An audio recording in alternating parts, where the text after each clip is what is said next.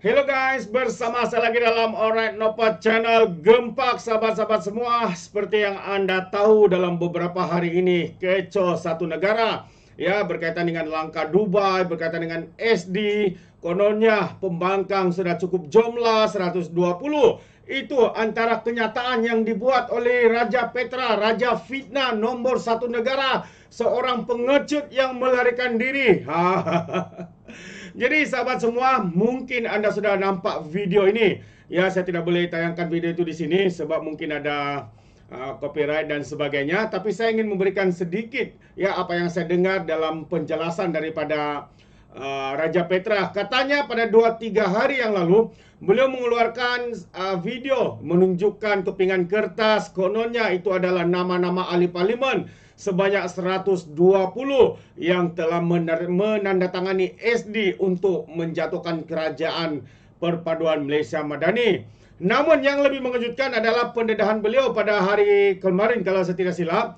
Beliau mengatakan bahawa surat yang beliau tunjukkan itu bukanlah surat sebenar. Itu hanyalah olok-olok. Itu hanyalah penipuan. Dalam bahasa kasarnya adalah dia hanya menipu, ya, menunjukkan sebuah kertas kononnya itu bukan jumlah ataupun SD, ya, senarai nama, tapi itu hanyalah olok-olok. Betapa kena kencingnya walaun-walauntit, ya, kena kencing habis, ya, disebabkan SD yang sebenarnya itu adalah palsu semata-mata, sahabat-sahabat semua. Jadi hari ini sahabat semua, saya mau kita bersama untuk mendengar pencerahan daripada Brother Iswardi berkaitan dengan perihal SD ini, akuan berkanun ataupun akuan sumpah ini. Jadi tanpa buang masa, mari kita dengar pencerahan daripada Brother Iswardi yang lebih detail saya berkaitan dengan SD ini. Akan melibatkan. Kita tak tahu. Kan? Kita kena tunggu apakah pengisytiharan tersebut, apa orang kata, boleh atau tidak dilakukan, dan adakah dia akan extend kepada ahli keluarga juga. Itu antara perkara yang baru yang kita mungkin tengok. Baik, habis kat situ. Now, kita cerita politik. Yang ni kita cerita politik, tuan-tuan. Timbul isu bahawa SD dah nak dibawa. SD nak dibawa kepada Yang di-Pertuan Agong. SD ni akuan bersumpah, statutory declaration. Akuan bersumpah. SD mengatakan bahawa kami datang, kami menyatakan sokongan. Isu dia sekarang ni, SD ni dah jadi benda main-main. Nak buat SD bukan sewenang-wenangnya kena sign, bukan. Macam Mat kata tadi, nak pergi jumpa Agong untuk sign SD. Apa kebang? Bukan pergi jumpa Agong sign SD. SD ini cara dia adalah, tuan-tuan buat dapat SD, tuan-tuan sign, kena mati stamp. Mati stamp. Kena angkat, kena akuan bersumpah. Kena ada akuan bersumpah mengatakan bahawa SD itu valid. Okey? Suruhanjaya sumpah kena mengatakan bahawa SD itu valid. Dan bila mereka mengatakan valid, setuju, diterima, maka digunakanlah SD tersebut sebagai dokumen yang boleh dikatakan dokumen yang sah untuk digunakan. Namun, apa yang berlaku adalah ramai sangat orang buat SD, 2-3 SD satu hal. Lepas tu sesuka hati juga nak meng-SD-kan perkara yang tak perlu SD, lepas tu memalsukan SD. Maka disebabkan itu, SD Langkah Dubai Gabungan Pesuruhanjaya Sumpah buat laporan polis. Pengurusi Pertubuhan Gabungan Pesuruhanjaya Sumpah, Yusrizal Zainul Abidin berkata, pertubuhan itu berhasrat membuat laporan polis atau berhubung video YouTube bertajuk MB Kedah Sasau, Langkah Dubai Gagal. Menurut Yusrizal, terdapat unsur dalam video itu yang dimuat naik oleh kucing tanah yang boleh menjejaskan kredibiliti Pesuruhjaya Sumpah. Kami amat bimbang dengan kenyataan dan dakwaan yang dibuat oleh pemengaruh YouTube yang menyentuh proses, pembayaran dan penyediaan akaun berkanun yang bersoalkan kredibiliti, accountability dan integriti Pesuruhjaya Sumpah yang telah dilantik oleh Ketua Hakim Negara. Saya ditemani oleh Ketua Biro Undang-Undang kami dan ahli jawatankuasa lain membuat laporan polis di Bidang Wangi bagi menyiasat kenyataan dan kesahihan dakwaan yang dibuat dalam video itu. Yusrizal berkata dalam video itu, pemengaruh berkenaan membuat dakwaan bahawa RM5 seseorang individu boleh mendapat cop Suruhanjaya Sumpah dan SD bernilai RM5 boleh digunakan untuk menukar kerajaan. Yuran itu bukan RM5 dan SD adalah dokumen sah tertakluk kepada akta akaun berkanun dan dia mempelekehkan dan memburukkan sistem perundangan. Sekiranya dakwaan itu benar, kami ingin polis menyiasat Pesuruhanjaya Sumpah mana yang melakukan perkara demikian. Tambahnya, Persuma yang menyekira-kira 500 ahli dan merupakan pertubuhan mendaftar dengan ROS dengan keahlian terdiri daripada pesuruh tumpah telah dilantik. Semalam, Menteri Besar Kedah yang mendakwa PN mempunyai SD mencukupi untuk menjatuhkan Anwar Ibrahim. Dakwaan yang sama dibuat oleh Raja Petra. Baik. Untuk makluman tuan-tuan dan puan, dia bukan semudah itu sign chop bayar RM5. Betul. Nak bayar SD ni RM5 je. Betul. Tetapi dia bukan nilai bayaran RM5 tu. Tetapi akuan bersumpah, apa orang kata, statutory litigation, dia ada akta dia tersendiri. Sebab itu kalau sekiranya SD ni dibuat main, dia boleh didapati bersalah di bawah akta tersebut. So, bila ada dakwaan mengatakan bahawa SD itu, soalan ni macam ni. Prosedur SD, bila tuan-tuan hantar dokumen, Pesuruhjaya Sumpah akan minta IC, kemudian dia akan chop. Chop itu adalah chop setiap Pesuruhjaya Sumpah, kemudian dia akan catat di dalam dokumen. So, catatan di dalam dokumen itu, kita akan tahu SD itu chop kat mana.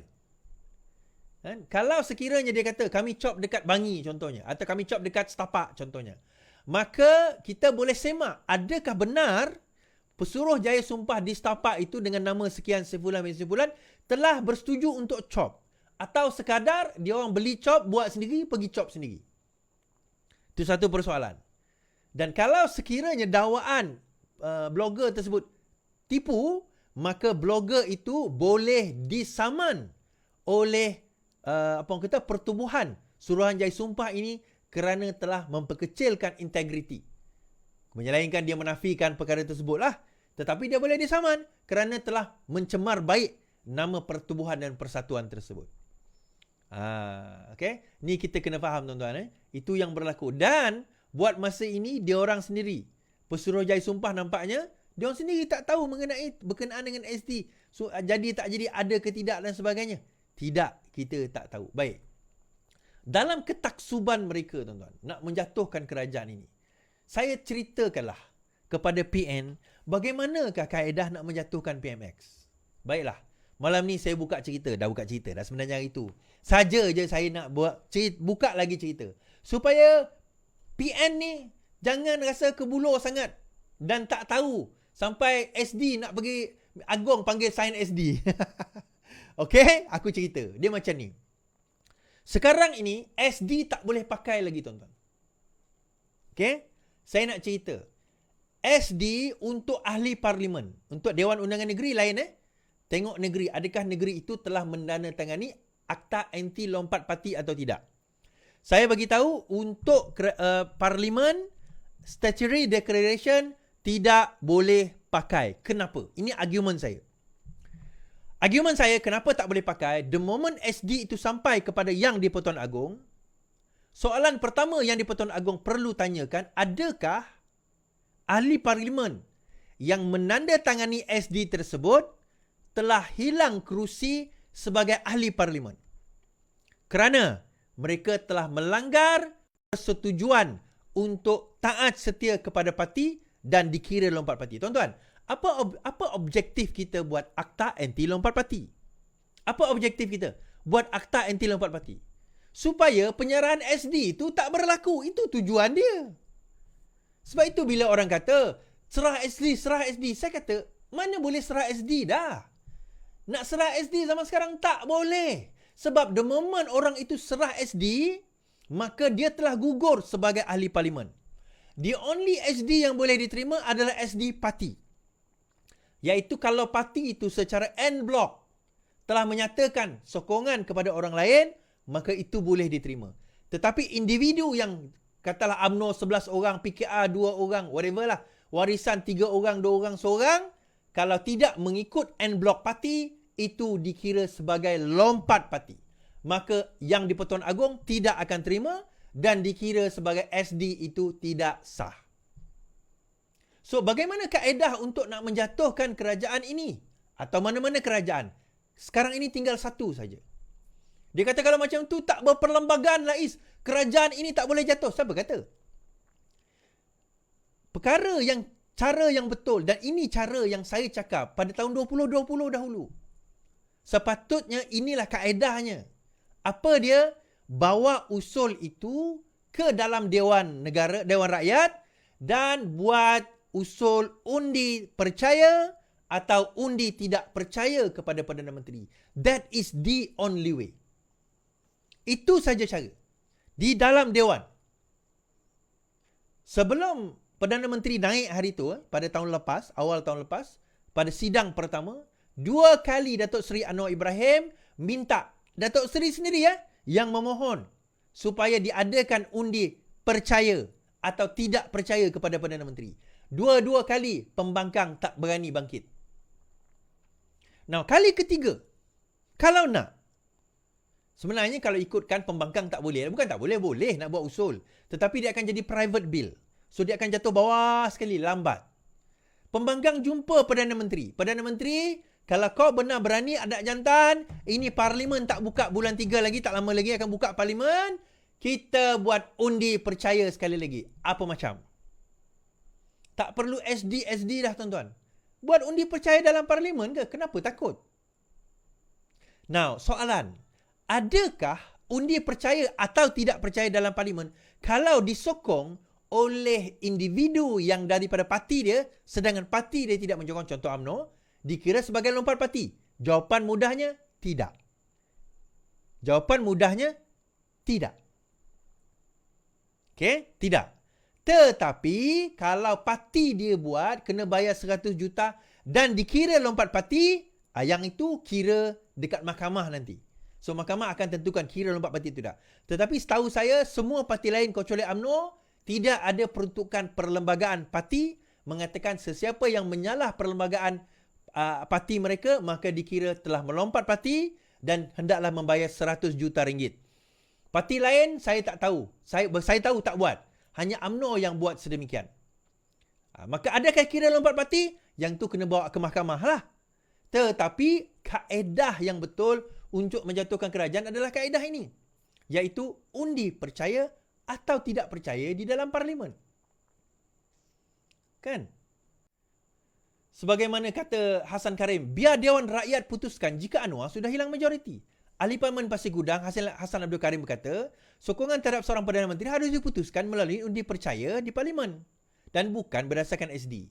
Kenyataan ini dikeluarkan susulan seorang penulis blog yang melarikan diri dalam buangan Raja Petra mendakwa pembangkang telah memperoleh 120 SD. Sama juga dengan Ashraf Wajidi mengatakan hanya undi tak percaya peluang PN jatuh ke kerajaan, kata UMNO. UMNO berpendapat ada 3 faktor menjadikan cubaan pembangkang menjatuh ke kerajaan. Menurut Setiausaha Agung Ashraf Wajidi, dakwaan itu dibuat di luar pihak kerajaan tidak lebih daripada sekadar mainan persepsi untuk mengelirukan lawan. Pertama, katanya, sudah berkali-kali menitahkan bahawa dia tidak akan layan SD untuk tukar kerajaan. Kedua, pembangkang hanya tinggal 69 orang. Perlu 43 lagi untuk cukupkan 112 orang minimum. Gabungan GPS dan ahli parlimen bukan Islam sudah menyatakan dengan tegas tidak akan menyokong PN kerana di dalamnya ada parti ekstrim PAS. GPS mampus diletakkan sokong apa orang kata PN, tuan-tuan. Okey. GPS ni GPS mampus dia takkan sokong PN. Kerana apa? Dia ada PAS dalam tu.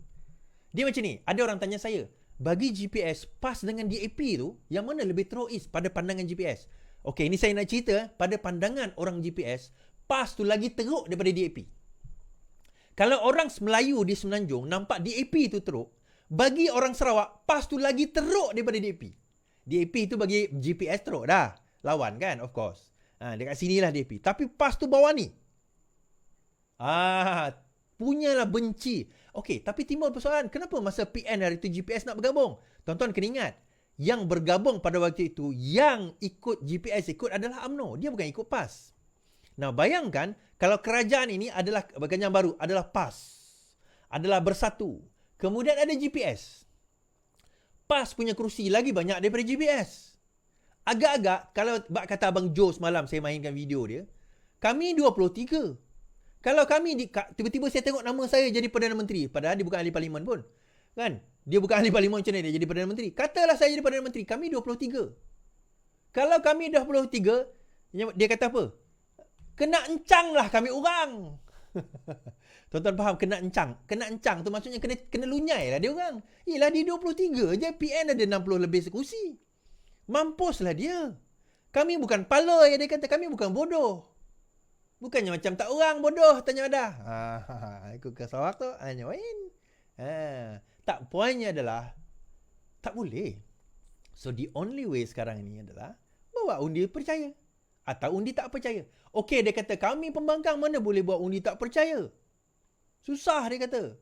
Kenapa kau nak bawa susah ni? Susah nak bawa. Kenapa susah? Kan kamu kata ada geng UMNO di dalam itu. So kalau geng UMNO ada dalam itu, maka geng UMNO tu boleh buat usul. Sebab dia adalah MP kerajaan. So bila dia buat usul, macam yang berlaku di Perak. Ingat tak yang berlaku di Perak? MP UMNO yang bawa usul kepada Peja. Sehingga jatuhnya beliau sebagai Menteri Besar. Tuan-tuan ingat So biar MP UMNO yang kata menyokong kamu tu bawa usul. Kenapa tak berani? Atau sebenarnya tak wujud. Ismail Sabri dah nafi, timbalan menteri pun dah nafi. Ramai daripada konon yang menyokong. Kecuali Syamuddin je, Tun Sen On je yang tak bunyi sekarang ni. Tapi lain semua dah nafi, tuan-tuan. Lain semua dah nafi. Okay? So saya dah ajar dah formula. Macam mana nak jatuhkan kerajaan ni? So terpulanglah kepada tuan-tuan. Walaun ambil video saya ni, pergi hantar pada bos-bos kalian. Ikutlah apa yang saya cakap. Okay, habis kat situ. Now, konflik berlaku. Alright guys, so itu dia satu pencerahan yang padu ya daripada Brother Iswardi berkaitan dengan isu SD yang mana walaun geng-geng sapu bersih, geng-geng terbuka atap ya yang begitu berharap sekali ya untuk kembali menjadi kerajaan, semua itu menjadi sia-sia dan semua itu hanyalah satu penipuan ya daripada Raja Petra yang dipercayai oleh MB Lato-Lato. Kononnya sudah cukup jumlah, hanya tunggu masa untuk jadi kerajaan dan sebagainya. Jadi SD ini sebenarnya tidak boleh dipakai lagi kerana kita sudah punya kita sudah ada punya akta lompat parti. Ya, SD tidak dikira, yang hanya dikira adalah ya SD ataupun secara en blok, secara sebuah parti itu memberikan sokongan ataupun ya menarik sokongan kepada kerajaan hari ini. Itu dia sahabat-sahabat semua. Jadi adakah geng-geng daripada pembangkang ini begitu terdesak sehingga membelakangkan akta yang kita ada? Saya pun tak tahu. Atau kerakusan sudah menguasai diri? Mungkin. Itu pandangan saya sahabat semua. Bagaimana dengan Anda? Anda boleh berikan komen dalam ruangan komen. Jadi terima kasih, sampai di sini saja. Izinkan saya untuk mengundurkan diri. Dan seperti biasa, peribahasa mengatakan, tak apa-apa kangkap 2 tahun keinginan. Dalam bahasa Melayunya, tepuk dada, tanya selera. Sekian saja daripada Orang Dapat Channel. Kita berjumpa lagi. Bye-bye.